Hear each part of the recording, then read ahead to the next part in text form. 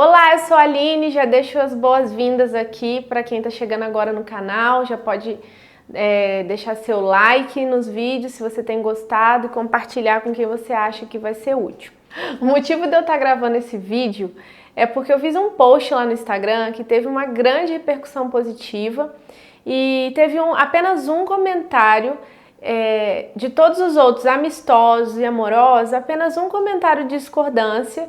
Eu respeito esse comentário, eu vejo a pessoa, eu acolho a dor dela, mas eu venho aqui trazer então, isso me iluminou para trazer para vocês a minha experiência enquanto pessoa negra com os estudos sistêmicos e as constelações familiares.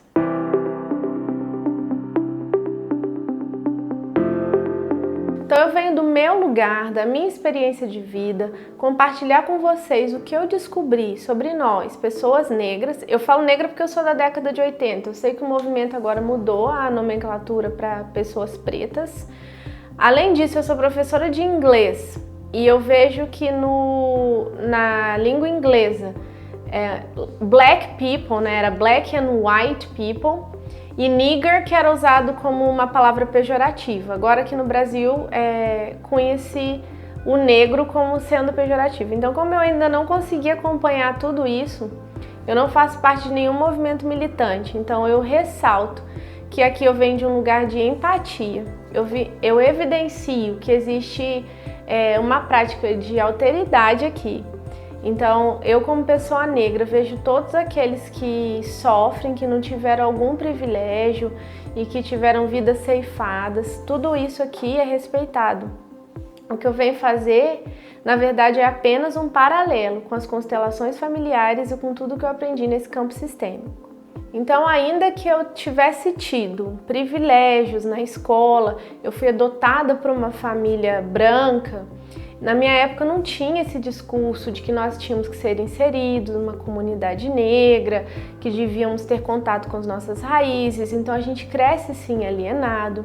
E é muito difícil para a gente que cresceu naquela época sentir a dor de quem passa por situações mais complicadas no tocante ao racismo estrutural. Mas a minha fala aqui não é essa, até porque eu não tenho tanto conhecimento assim de causa, tanto estudo na militância. Mas eu tenho um estudo sistêmico que fez grande diferença na minha vida e que eu vou compartilhar aqui agora para vocês. Então a gente sabe que por conta da colonização que foi feita aqui no Brasil e pela qual os negros chegaram, né, a gente traz no nosso DNA marcas de problemas com a escravidão. A escravidão aqui no Brasil foi a última a ser abolida. Lá na Europa, nos países da África, já não tinha mais escravidão pelos europeus e aqui o negócio se perpetuava. Por isso que essa luta contra o racismo estrutural é uma luta perene, ainda vai durar muito tempo, mas já tivemos muitos ganhos, né? Nas escolas, por exemplo, agora existe uma lei, eu não sei o número ao certo, 10.000 e tal, que preconiza que as crianças tenham acesso à história africana nos livros, né? Ainda que não se tenha um preparo dos professores, as crianças têm esse direito de se sentir representadas ali, então isso é muito importante. Mas para além disso, né, para além de tudo isso, ainda existe no nosso DNA todo o sentimento de dor, todo o sentimento dos maus tratos que os nossos ancestrais sofreram. Então, o que a filosofia sistêmica traz como um alento para a nossa alma? Como um amparo para que nós, negros, possamos seguir em frente, tendo voz e lugar de força na sociedade, e não só na sociedade, mas na nossa própria vida. Esse que é o verdadeiro empoderamento, que é olhar para trás, olhar para tudo que já passaram e honrar isso. Então no post eu escrevi: eu honro a minha miscigenação. E como o comentário foi: nossa, honrar a miscigenação não é bacana? Eu me pergunto, se eu não honrar a minha miscigenação, eu como pessoa, porque existe agora uma nomenclatura de colorismo, gente, eu juro pra vocês, eu tô por fora mesmo, eu vou até estudar mais sobre isso, é algo que me interessa. Porque na minha época de livro, a gente aprendia na escola que era mulato, né? Que era o cruzamento, entre aspas, de negros e brancos. Aí tinha os cafuzos, os mamelucos, né? Então era assim, mulato, cafuzo e mameluco. Agora não, agora são pessoas de pele preta mais clara, pessoa de pele preta mais escura, enfim, isso não vem ao caso aqui, porque para filosofia sistêmica isso não faz a menor diferença. Mas se eu não honro a minha miscigenação, o que eu estava dizendo aqui, então eu não honro que a minha mãe tinha uma pele mais clara e me fez essa misturinha com uma pessoa de pele escura, né? Pessoa de pele negra. Esse é o cruzamento das etnias. Eu não sei, porque como eu fui adotada, eu não tenho acesso às minhas origens, eu não tenho acesso exato em livro, em documento, de onde que eu vim. Mas pelo tom da pele dá para saber. E pelo tom da pele, obviamente, que dá para saber o que houve lá para trás. Qual é o passado histórico que permeia aí as minhas dinâmicas ocultas, né? Então eu vou contar para vocês algo que aconteceu comigo e isso pode incitar que vocês tenham um outro olhar para a vida de vocês. Não só pessoas negras, pessoas brancas, amarelas, vermelhas, vocês vão compreender como é que essas dinâmicas estão atuando na nossa vida, como eu já disse. Então vamos lá. Quando eu estava cursando Educação Sistêmica, nós tivemos um exercício que chamava âncora de origem oculta. Nesse exercício de âncora de solo, que é um recurso que a gente usa também nas constelações familiares, nós tínhamos que visualizar o mapa mundi e ali achar o nosso lugar, de onde vinham os nossos ancestrais, nos conectarmos com as nossas raízes. Pois bem, eu olhando aqui para essa pelinha branca, né, essa alva, olhos azuis, loira, só que não. Por que eu pensei? Vou para a África, né? É dali que eu vim. Só que o que acontece? Nós brasileiros, quando a gente pensa em África, a gente não pensa que existe um continente cheio de país dentro. É igual quando os americanos, o pessoal lá de fora fala que no Brasil tem macaco andando por aí, que o Brasil é só uma floresta amazônica, né? Eles imaginam que é só futebol, pessoa pelada andando por aí, aqueles estereótipos. Eu não imaginava nada de África. Quando eu falava África, óbvio, ignorância em termos, né? Porque a gente esquece, a gente estudou, lógico, nos livros de história, lá nas aulas. Mas eu falei assim, é África. Não pensa assim que na África existem outros lugares que não a África do Sul. E aí eu imaginei todo o continente africano, né?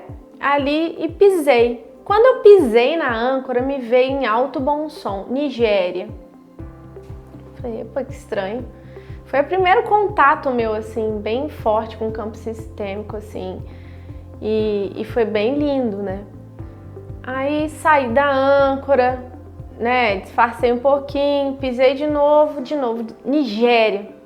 Muito forte, muito em alto bom som. É muito claro pra mim aquela sensação.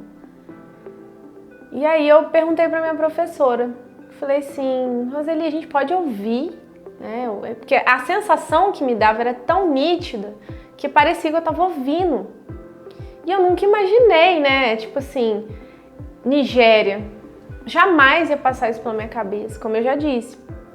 Então, ela falou assim, se você tá sentindo isso, acolhe, né? Acolhe. E aí eu acolhi. Eu estudava em São Paulo, eu moro no interior do Rio de Janeiro. Vim embora para casa, passado umas 2 semanas daquele episódio, daquele módulo, eu lembrei, falei, nossa, Nigéria, deixa eu dar um Google aqui, pesquisar sobre esse país, saber mais um pouco, né? Para minha surpresa, eu descobri então nessa pesquisa, pasmem os senhores, que a Nigéria, além de ter sido colônia portuguesa lá no seu princípio, bem recentemente, século 19 e 20, aqui do lado, tinha sido o quê? Colônia britânica. E os ingleses, né, quando estavam com o Império Britânico, logo ao ocupar esse território, trata de fazer a proibição da escravidão dos nigerianos. Então eles foram os que libertaram os nigerianos, né, os que aboliram a escravidão. Isso me tocou profundamente, me tocou assim, a ponto de eu me emocionar. Por quê? Porque eu sou professora de inglês há muitos anos, há 15 anos. Então olha que interessante, eu tenho verdadeiro fascínio pelas músicas em inglês, pelo rock, indie rock, sempre gostei. Eu fui estudar na Inglaterra, eu me senti em casa quando estava naquele país. Parece ter uma coisa, né? E aí, como que fosse um filme passando pela minha cabeça, eu comecei a fazer conexões. Eu falei, é por isso. Inglês sempre me veio como uma coisa fácil, eu nunca tive que fazer tanto esforço para aprender. Eu fui aprender depois de mais velha. E aí, minha gente, eu pergunto para vocês, nós somos realmente livres para fazer escolhas? Esse livre-arbítrio que é pregado, né, aos quatro ventos que nós temos, ele é realmente verdadeiro? É efetivo? Até que ponto nós estamos enredados nas nossas histórias? Talvez por lealdade, por honra a esses ancestrais, eu tenha decidido dar aula. Posteriormente, eu descobri que também tinha uma conexão com meu pai adotivo, que era professor. Também numa lealdade, num amor cego, na tentativa de salvá-lo da sala de aula. Mas isso aí é um outro capítulo que a gente vai falar mais tarde. Então, o que eu venho trazer aqui é esse entrelaçar, né? Nós vamos costurar um pouquinho o que acontece historicamente na nossa colonização com esse olhar sistêmico. Então, o que eu coloquei lá na minha legenda, que muitas pessoas podem interpretar como racismo ou algo do tipo, mas que se a gente for olhar um pouquinho a fundo, a gente vai ver que faz sentido, pelo menos para mim fez sentido. Eu não estou pedindo para vocês concordarem com isso, aqui eu não estou trazendo nenhuma verdade absoluta, mas algo que pode, de repente, ajudar alguém que já esteve no lugar onde eu estive, né? De desconexão total das raízes, de não se encarar, não se enxergar negro, de não se enxergar pertencente. Então, o que eu coloquei na legenda é que muitos negros, e aqui não cabe generalização, eu coloquei muitos, né? Não coloquei todos. As constelações familiares, o método em si não admite nenhum tipo de generalização. Por quê? Porque é um trabalho totalmente fenomenológico. Sendo fenomenológico, cada caso é um caso. Então, eu peço que você avalie daí, da sua vida, se isso é cabível para o seu contexto, né? Então, esse é o meu caso, é a minha experiência. Não estou aqui ditando regra para ninguém. Mas, com as pessoas com quem eu convivi, nós vimos que tinha isso em comum. Então, não tirei isso do nada. Conversando com um amigo de curso, conversando com outro colega de curso, conversando com um familiar.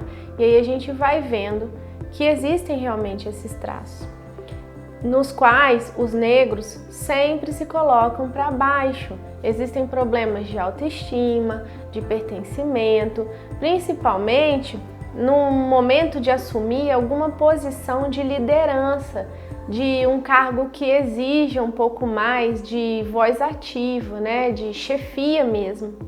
Não conseguir fazer isso, ou se faz com consciência pesada. Por quê? O Bert Hellinger trouxe pra gente essa grande sacação aí dos tipos de consciência, né? E também ele trouxe esses dois conceitos de consciência leve, consciência pesada. Nos livros ele coloca a boa e a má consciência. Então, eu já tinha dito aí num dos vídeos anteriores, nós já falamos sobre pertencimento. Vou deixar para vocês em algum lugar aqui desta tela o link para que vocês vão até o vídeo de pertencimento e conectem esses estudos, que vai fazer bastante sentido para vocês.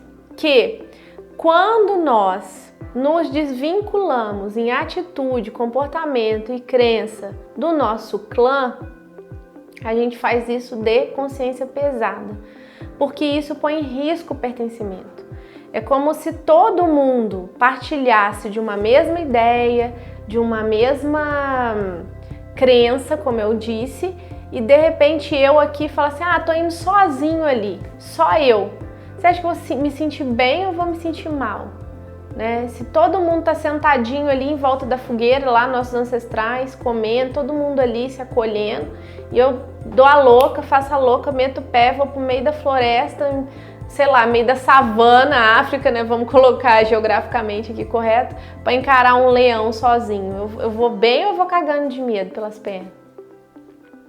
Então é assim que acontece. Aquilo ali ameaça até a nossa sobrevivência. E aí, trazendo para esse contexto de nós, descendentes de negros, possivelmente, né, 99% de chance de terem sido escravos, o que acontece?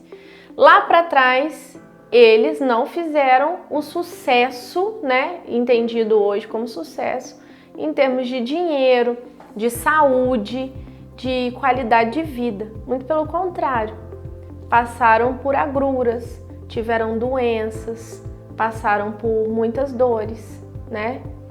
E aí a gente aqui hoje, tantas décadas depois, não consegue fazer sucesso. É aquela mesma história da pessoa que vai sair sozinha lá na floresta, deixando todo o clã ali sentado confortável. A gente tem uma coisa dentro de nós que nos faz pertencer a esse padrão de dor, de sofrimento, de escassez. E aí, minha gente, como é que a gente faz para mudar isso, né? Como é que eu faço então para fazer diferente?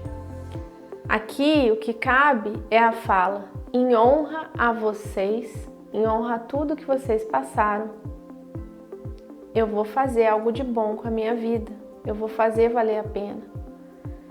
Então toda vez, e isso é um trabalho que deve ser colocado em exercício constante, não é da noite para o dia, é quando eu sentir que o meu vínculo está sendo ameaçado com os meus ancestrais, com as minhas origens, eu volto para dentro de mim, né, centrada, e repito: em honra a tudo que vocês passaram, isso não pode ter sido em vão, eu vou fazer valer a pena. Eu faço algo de bom com a minha vida, que chegou de vocês até aqui. Porque a nossa vida veio dos nossos pais, dessa união, mas na verdade ela atravessou os pais, né? Ela vem de muito longe. Então a gente tem que ter noção que a nossa vida veio de muito longe. E para que chegasse até aqui, muita coisa lá atrás aconteceu. E porque foi assim, porque foi duro, porque foi difícil, porque teve mortes, né? Porque teve estupros, porque teve escravidão. Muitas vezes aqui a gente se ressente ainda. Só que ficar com mágoa do passado ou com revolta, ou pensando nas questões genocidas do passado, não estou falando do presente. Ficar olhando lá para o passado, olha a minha postura, ó. Eu não olho aqui para a minha vida. Minha vida está acontecendo aqui, nesse lugar. Então, meu lugar é aqui. O que eu faço, então? Qual é o exercício de força que traz potência? Eu vou ali nas minhas raízes, né? Eu vou para as minhas origens. Eu olho para trás. Eu faço esse movimento de gratidão, de reverenciar, né? Eu reverencio. E digo: só porque foi assim, hoje eu tô aqui. E eu, Aline, não tô dizendo que vocês têm que agradecer. Eu agradeço imensamente esse país que me acolheu. Eu sou imensamente grata. É uma gratidão que não cabe em mim, me emociona falar. Eu amo esse país. E só foi possível que eu chegasse aqui dessa forma, né? Então, ficar olhando lá para trás, tentando justificar, tentando reparar, não resolve o que está acontecendo aqui. Agora, eu sou também extremamente grata ao movimento que acontece. Eu não sou militante, mas eu sou extremamente grata a quem faz esse trabalho por nós, daqui para frente. Para os nossos filhos, para as próximas gerações, para que esse racismo seja realmente desestruturado. Essa coisa que está calcificada na nossa sociedade, está cristalizado. O racismo ele é algo cristalizado, todo mundo tem alguma coisa dentro de si. para que isso daqui para frente seja resolvido. Mas não pode ser resolvido com revolta, não pode ser resolvido com acusações, não pode ser resolvido tacando pedra no outro, não pode ser resolvido, não sei, com injúrias também, ou troca de injúrias, né? Já tem a lei, graças a Deus, olha quanta coisa boa aconteceu. Lei de crime racial, de injúria racial. Agora, fazer valer a pena, fazer valer isso. E aí, o que eu proponho aqui para vocês é o seguinte: toda vez que você, que é negro, que está me ouvindo, né, sentir, por exemplo, que está sendo, como é que eu posso dizer aqui, rebaixado ou subestimado por causa da cor da sua pele, por causa desse fenótipo, eu proponho um exercício. Olhe para os seus pais, para os seus avós, numa fila, né? Você vai visualizá-los e veja como é o olhar deles para vocês.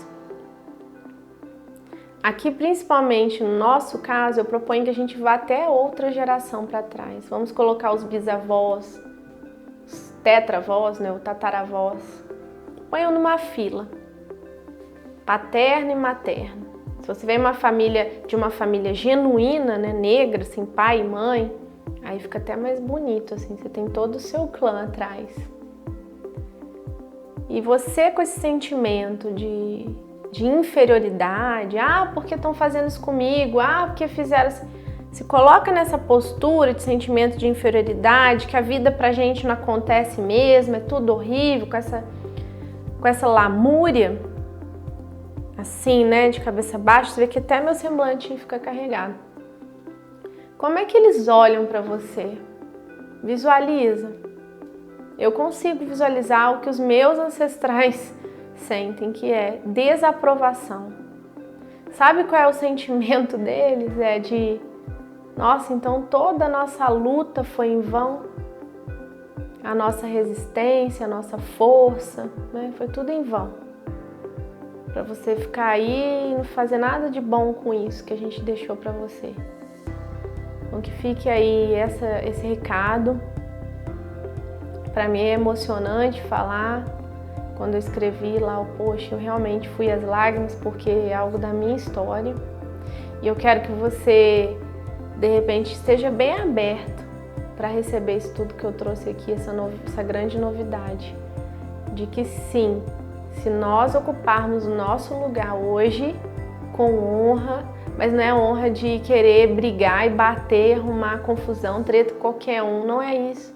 É eu vou fazer valer a pena a vida que chegou até mim, porque vocês estiveram lá atrás e resistiram para que essa vida acontecesse.